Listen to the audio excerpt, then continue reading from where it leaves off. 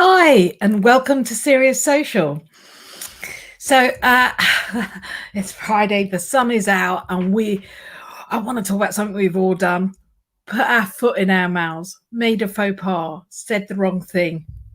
Even just talking about this, I break out into sweat, remembering those moments where I spoke before I had really thought about what I was saying. In the most part, I make a fool of myself amongst friends and colleagues and family, and bless them, they forgive me. They know I don't mean it, but it's not the same for companies. They are not so easily forgiven. A stupid move and the brand apple cart can tip over. Sure, it might not always mean the death of the company, unless, of course, you're Ratners, for those of you who are old enough to remember Ratners. But the brand damage in the moment can be quite significant. If it doesn't completely implode your brand, it certainly alienates some of your audience, enough to warrant a swathe of senior apologies, possibly a few heads on the block, or at the very least, more spend and new campaigns to kind of mitigate the mess. Whilst I'm sure the Burger King International Women's Day debacle is still top of everyone's mind, it got me thinking about why and how brands can go wrong. How can they not read the room, or on social? How is it they don't feel the mood of the feed? I mean, it's fairly obvious, isn't it? The more I thought about it, the more I realized this last year there have been more than a few missteps. In fact, a month doesn't go by without some brand or high profile business leader hitting the headlines. So remember Dettol and their weird underground advert that looked like government information? It was meant to relate to all of us returning to work, but it totally misjudged the mood of Londoners who were reluctant to go back into the offices in September. One Twitter person said, "Thank you, Dettol, for convincing me to work from home forever." I think we all felt that. And then we had Sports Direct when they said they intended to stay open despite the government ordering non-essential shops to close. It was really crass. I mean, they initially defended that position and were taken down with a dramatic U-turn following a backlash on social media. We've had Blackout Tuesday silencing BLM voices, along with a massive virtue signalling that got a brand or two caught out. In between the COVID clumsiness and sometimes, frankly, downright exploitation, has been a surfeit of misaligned political views by brands and a whole lot of movement hijacking. What is going on? Actually, I get it. A business with purpose is getting cut through, getting the response from customers it wants, and companies under pressure to take a stand on social issues. Research by Accenture shows that more than half of UK customers now prefer to buy from businesses that reflect their personal values and beliefs. 55% say the ethics and authenticity of a brand drives their purchase decisions. And this proportion is steadily increasing with younger generations, as 64% of our babies actively want UK companies to take a stand on social, cultural, and political issues. They care about it. The pandemic has driven this dramatic acceleration in consumer expectations. There's a palpable desire for responsible businesses and brands, but there is also scrutiny like never before. The line is this really fine one, and marketeers are just learning which side they should be on. Because nobody wants to purposely upset customers. How can you balance your brand against consumer expectations? You don't want to do that on purpose. You don't want to be on the wrong side of that line, but you need to avoid being tone deaf. Here are some of my thoughts. The first is probably the one we're seeing the most of right now, which is don't sacrifice values to get attention. I know. We're in this fight with a massive volume of social content being splashed across feeds every minute. Getting attention is priority, and shock, disgust, anger, ecstasy, in fact, any extreme emotion can often do the trick. Look at the brilliant but revolting Beans and Bix tweet. All that attention, all that reach for what? Let's be honest, it's a pretty yucky combo. But it worked. It grabbed attention. The humour, the banter, the unexpected surprise of it ensured it worked. They were in keeping with the brand. They didn't game the audience. They didn't insult our intelligence. They genuinely had fun. Since then, a few brands have tried the same technique. The moment has somewhat gone. But what you can learn is that to balance your brave idea with your company values, it shouldn't feel jarring to you. And by you, I mean beyond your marketing teams. It shouldn't not feel awkward to anyone in your business. It basically should be part of your culture. So when you feel you are being controversial for the sake of attention, and that is really your secret goal, stop. Think, realign to your values. Don't court attention at any cost, because it will cost you dearly.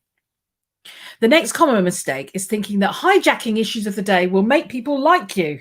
Taking a stand is often a way, and quite a successful way, to stand out and create a brand personality. A drinks brand founder said recently, if it's going to help us get attention, we'll be as bold as we can.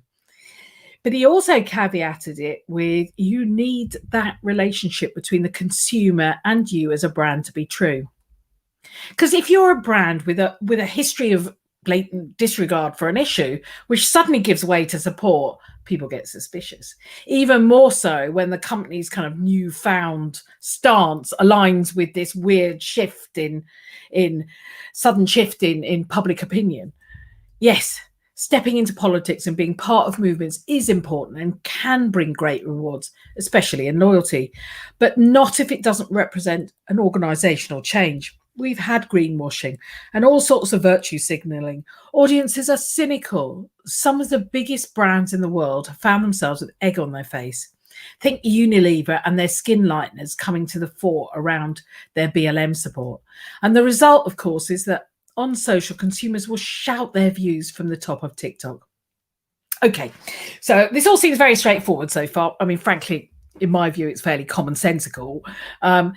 Stay true to your values. Don't chase attention at any cost. Don't jump on bandwagons. Think about the rationale behind it and think before you speak. But there's also some pragmatic ways in which to make sure you don't trip over changes that have an additional bonus of making your company better at marketing. Right, firstly, it is diversity that is your superpower. The biggest faux pas come from teams that are so homogenous, they become an echo chamber. Everyone's perspective is the same. It's hard to look at it from another point of view, but having diversity will give you that depth and insight.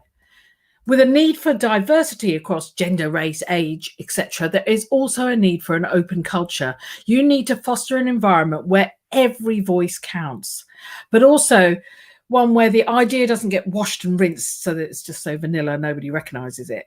I do wonder if campaigns like the Dove one would have seen the light of day if it had been filtered through the eyes of women of colour. You know the one I mean.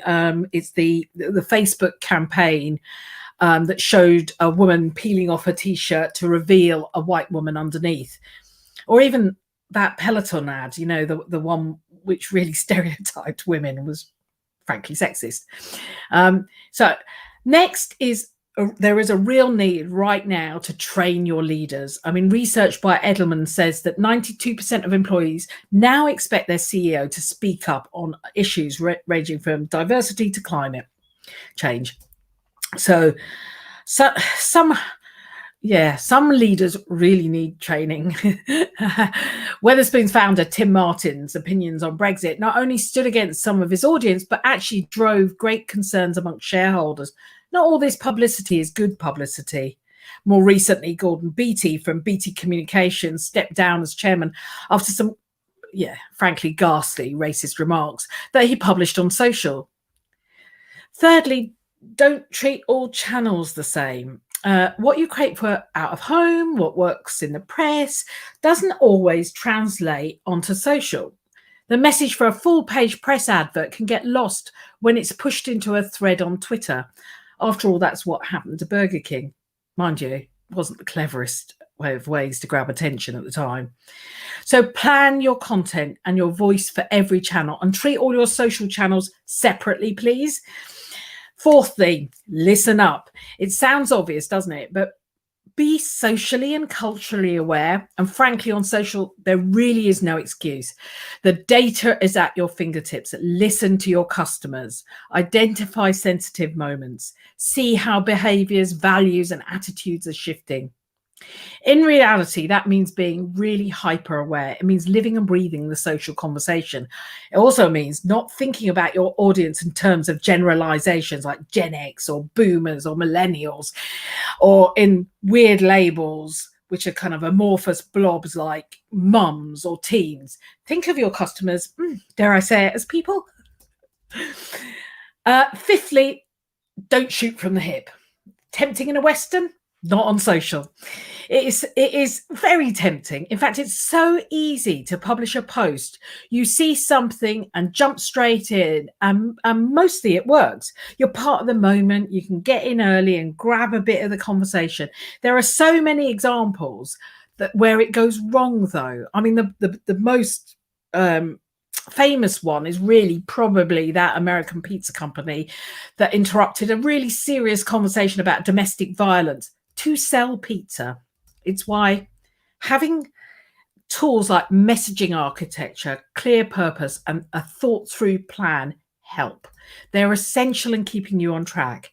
You want to be able to craft your messages, take time to say what you want to say. For instance, I love a joke. I mean, who doesn't? I'm terrible at telling them, by the way, but I do love a joke. But before you hit publish, check who's the butt of your joke. Stress test that copy. Share it with others. Remember, humor, like politics or global issues, is subjective. So those are my thoughts on how to avoid being tone deaf. But I have one last point to make. In the case of some brands, being controversial is part of their brand. They want to be outrageous, and there is actually no reason you can't be provocative. You just need to know that you will get fallout, that you may polarize opinion. Back in the day, as I grew up, it was all Benetton. But right now, for example, we have Brewdog, who often deliver really political views in a very punchy format.